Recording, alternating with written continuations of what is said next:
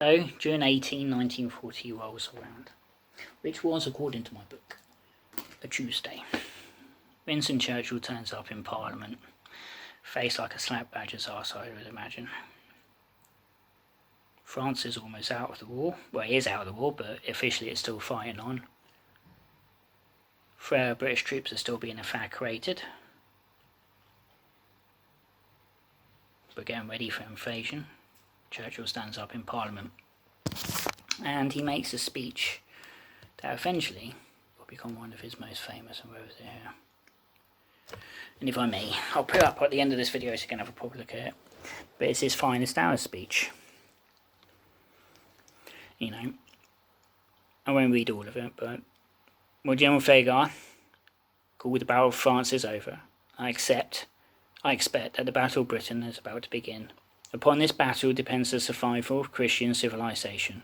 Upon it depends our own British life and the long continuity of our institutions and our empire.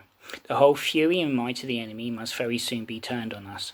Hitler knows that he will have to break us in this island or lose the war. If we can stand up to him, all Europe may be free, and the life of the world may move forward into broad sunlit uplands.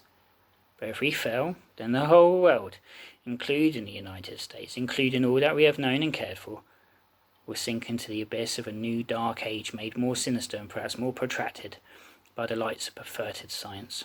Let us therefore brace ourselves to our duties, and so bear ourselves that if the British Empire and its Commonwealth last for 1,000 years, men will still say, this was their finest hour. Well, 80 years later, we still say it was our finest hour. What followed anyway in the Battle of Britain. And now 80 years later,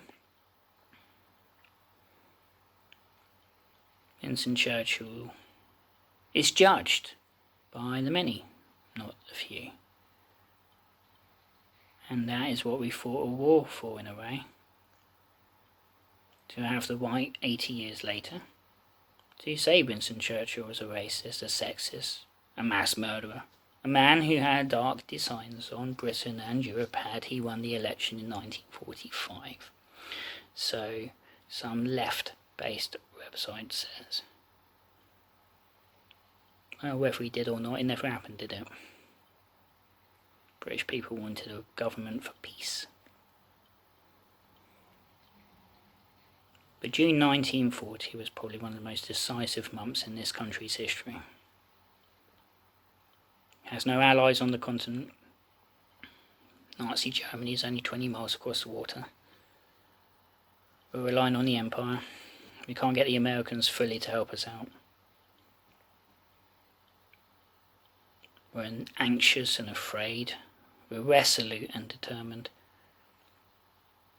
We said, first in Parliament, then to Hitler, and then to the world, well, we're not going to go down quietly without a fight. We'll go, as Churchill said, drowning in each other's blood, if need be. And if we do go under, then God willing, someone else will come to our aid, liberate us, and then we'll liberate Europe. If not, as Churchill said, a new dark age will settle. When Churchill said, where is it? If we fail the whole world, including the United States, is canny on Churchill's part. It's his way of trying to get the Americans closer to getting into the war. Because we go, Germany will come after you next. Hitler will not stop until all the world lies under the swastika.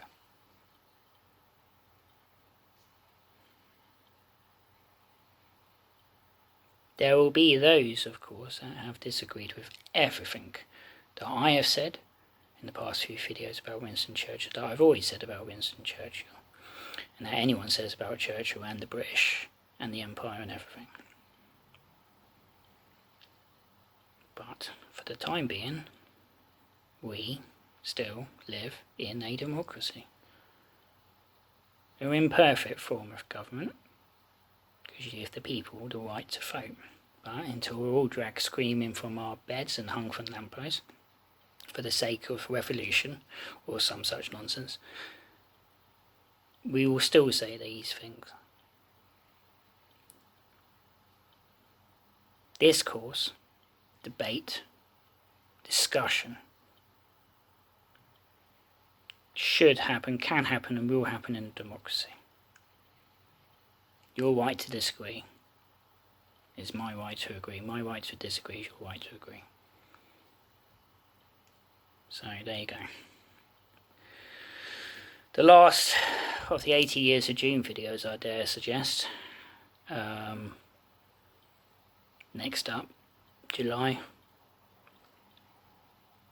and the horrors of Mel Zuckerberg.